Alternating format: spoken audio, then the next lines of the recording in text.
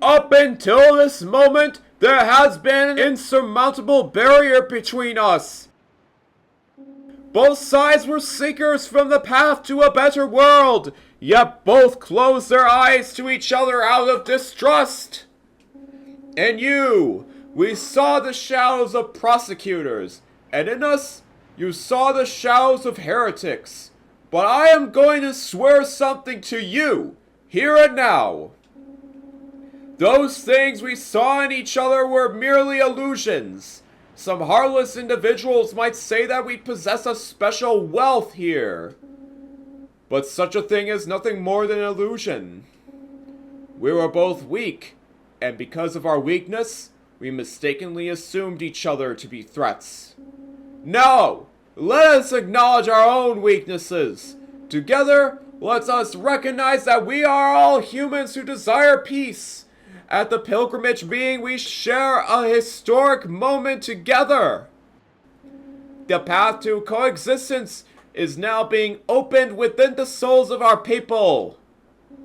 And this neutral land of Abraxas will be known throughout all the cosmos as the beacon for peacekeeping. Quite a grandiose speech. On the surface, it does sound like he's saying positive stuff, but... Once again, the Torres Foundation is host for these talks. Why is that? Do you know anything about the Foundation? I hear they do various kinds of charity work. Also, they have a particular interest in refugee relief and prepare for the reception of the immigrant fleet. But for some reason, they also seem to get special privileges despite just being a foundation. It's all because of the Torres Foundation is the bastard child of both the Federation and the immigrant fleet. What do you mean? The Torres Foundation quickly gained the trust of the Federation by contributing to the realization of a reconciliation policy from an objective, neutral standpoint. However, if you trace its roots, it's also connected to several organizations associated with the immigrant fleet. Looking back on the history of this planet, it's not all that surprising. This being might be for the advantage of the immigrant fleet. We're here for Voyager, though. As far as we know, he isn't actually interested in this kind of political maneuvering. However, this event serves as the perfect opportunity to get prominent figures from both sides together. Right, Captain? Yes. And holding this ceremony in the Yuma of all places, you'd have to be pretty obvious to be oblivious to danger. Unless there was necessity behind it. But depending on how you look at it, this could be our chance. Maybe if we can make the first move. I agree. However, this mission is still a preemptive operation that doesn't officially exist. Officially, we're just here to defend any unforeseen circumstances. Everyone, be careful.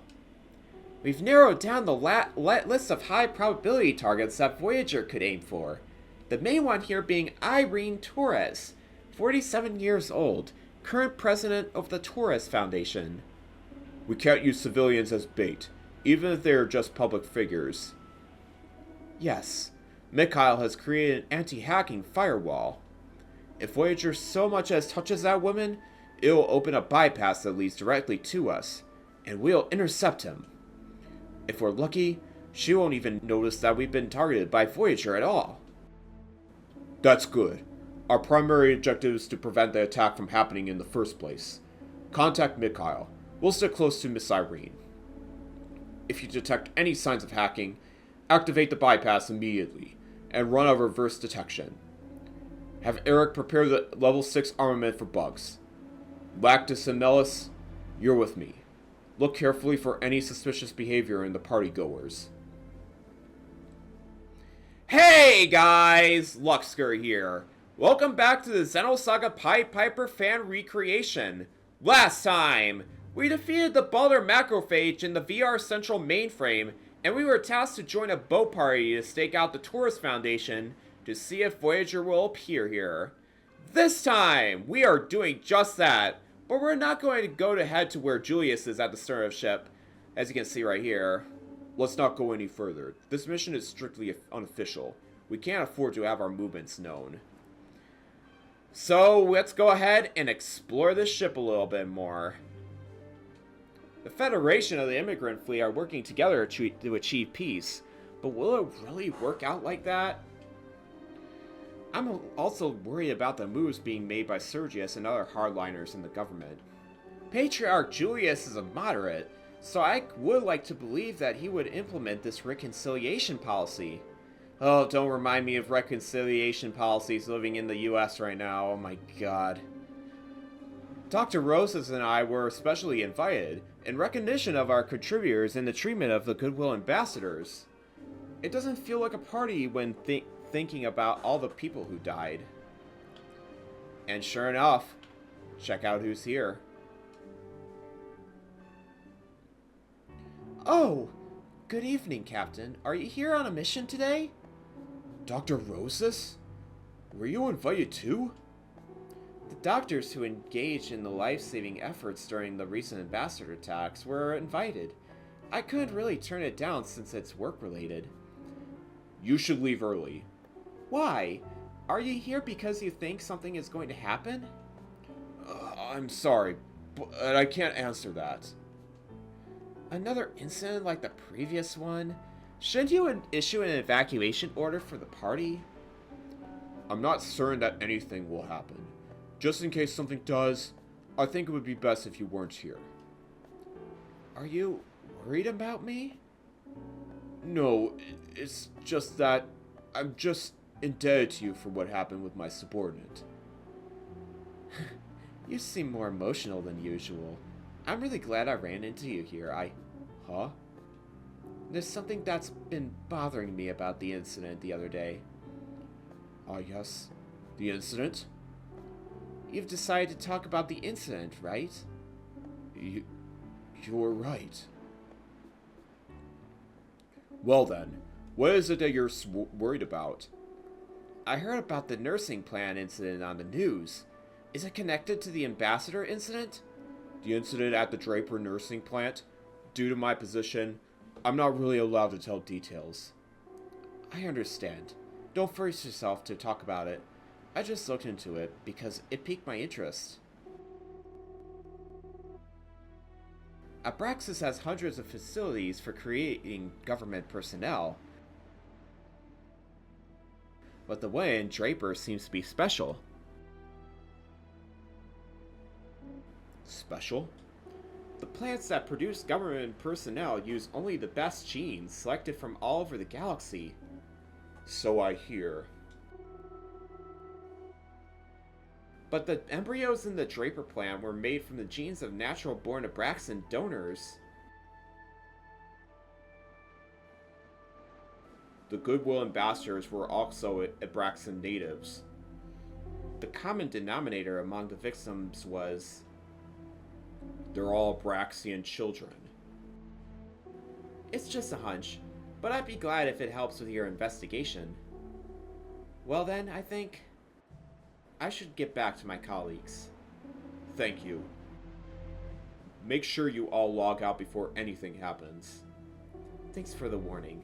I wasn't really looking forward to this party in the first place. I'll go ask my coworkers if they want to go out for drinks instead.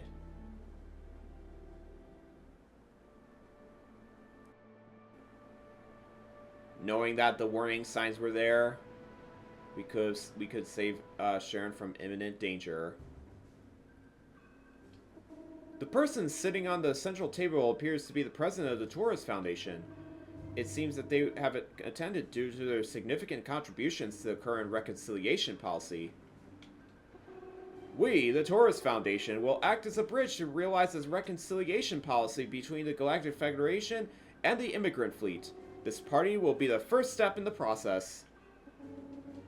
Okay, yeah, let's not even touch Irene over here. Lord knows what will even happen. Let's go ahead and look at the clear-looking water around here, because I want to talk about something that has already been discussed before in previous dialogue. I want to talk about the Nestorius part of the supposed descendants of Nestorius and where they came from. Nestorius was a bishop in the Byzantine Empire in the 1400s AD. He preached the heretical Nestorianism, which preached that Christ himself was split into human and divine persons. Traditionally, the Orthodoxy proclaimed that Christ was only one person with human and divine natures. Nestorianism was declared a heresy because of Christianity being a monotheistic religion. Although Nestorius didn't find the heretical teachings, he was hopelessly condemned by all Christian doctrine from his teachings on simply how Mary and Christ were two different people and how it compromised Christ's whole humanity. To put it similarly to the descendants of Nestorius, a right-wing fundamentalist organization from the Federation is seen as a kind of a heretical apportionment of the immigrant fleet because they don't hold the same beliefs of their god in the same way as the immigrant fleet does.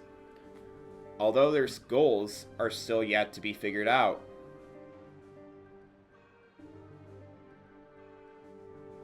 Anyways, let's go ahead and go into this cargo bay right over here. Got some treasure chests here. Ether Pack S, Biosphere, and Medkit S. So yeah, no special equipment in general. Nothing else in these barrels, by the way. Just wanted to point that out. And oh wow, look at all these chefs cooking whatever this is. It kind of looks like chicken, and this looks kind of like some kind of broth right here. We must serve the finest cuisine. The pace of the world depends on the cuisine. Oh, are you the security personnel? So even the kitchen is being guarded. No way! You didn't come back here for a snack, did you? Oh my god, that was a...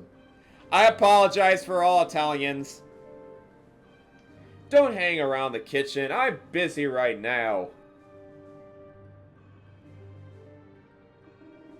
Today's party is attended not only by politicians, but also by Patriarch Julius. So the tension in the kitchen is incomprehensible to that of the usual.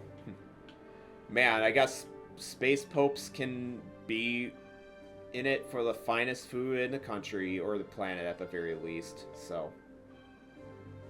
Anyways, whoa! Guess who we have here? A familiar face. Melis, you've come at just the right time. What can I do for you?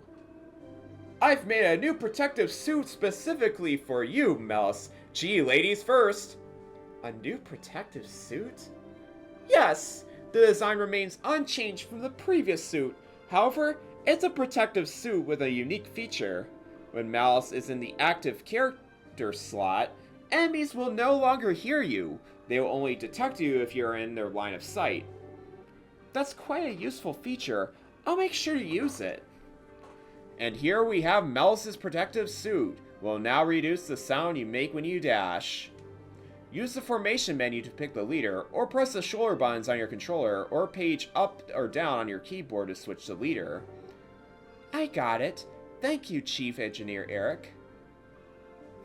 Chief Engineer Eric, you gotta say that all the way through. So now, Melis has a new ability that you can use out of battle. Let's go ahead and take a look at it. Oh, wrong menu. It's in the SAS menu. It is called Stealth Mode. This right here says that enemies can't hear you. I will go over this later on when we eventually get to that point. But I want to actually say something about this ability right here. So for one thing, in the original Pied Piper mobile game, abilities like this actually did make an appearance. However, it's used a little bit differently for Melis's ability. What it did in the original Pied Piper mobile game is it wouldn't like go through enemies if they don't see you actually, because obviously there's no enemies that are out of bound. Instead, what it would do is it would cut random encounters by half. And it would have been really useful just so you want to get through areas rather quickly and you don't want to have to grind at all.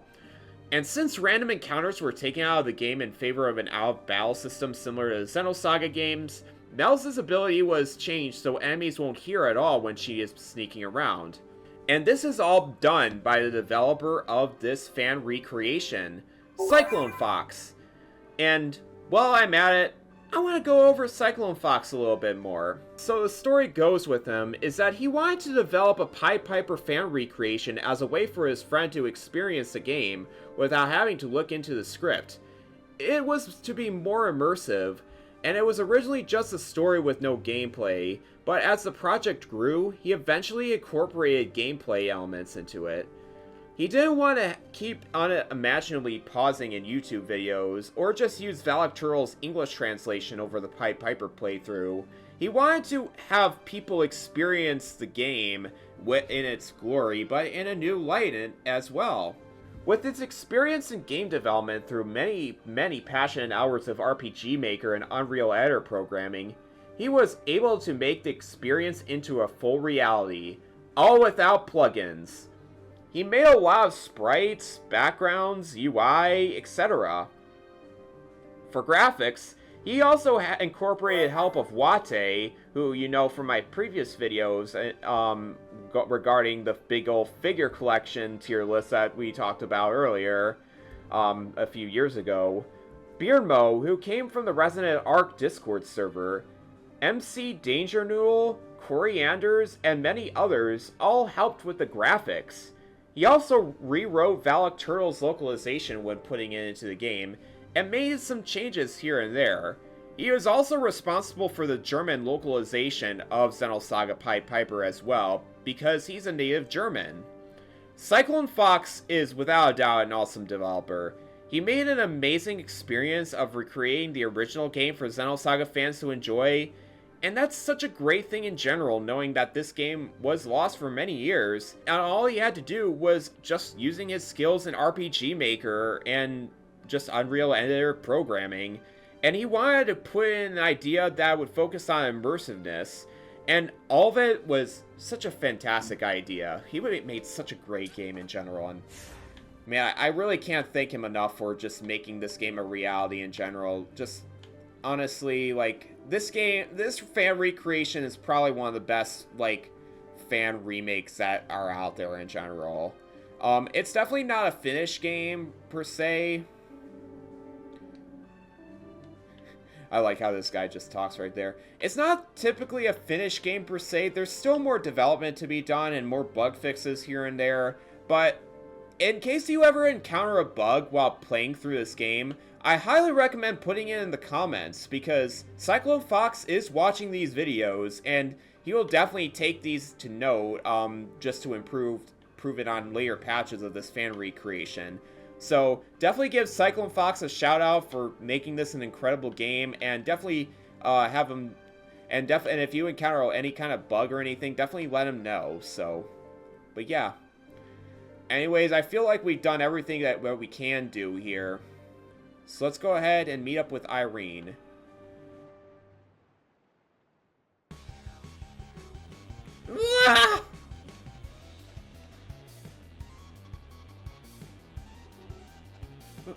Voyager! Calm down. We have countermeasures. Hey, get a hold of yourself. The Special Investigations Unit? What the hell are uniformed officers doing here? Huh?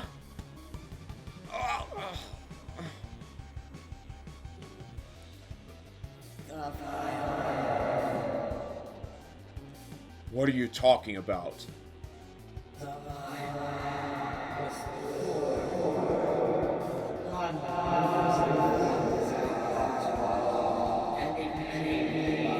Hey, are you okay?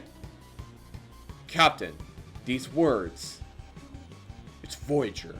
Mikhail! Yes? Did you manage to construct the bypass? Of course. Voyager has started moving just as I expected. What about the trap? Perfect! The hacker is currently escaping. Following the path we created, given the current pace, I've calculated that they'll be at the dummy logout point at B254328 within 30 minutes! Alright, we'll head towards point B254328. How long before they notice the trap? I think we can deceive them for about 40 minutes. 40 minutes? That'll be tight. I don't want any excuses! Alright, let's hurry. Mikhail, track down the source of the access point.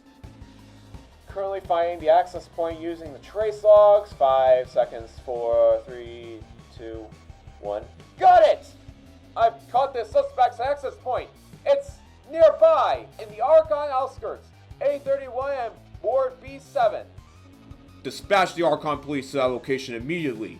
When we perform the compulsory logout, apprehend them immediately. You and Eric, provide assistance! You won't be disappointed. I got a copy of the menu program beforehand and analyzed it carefully. Now the space where Voyager was trapped is like my own backyard. Good. Commencing pursuit of the suspect immediately.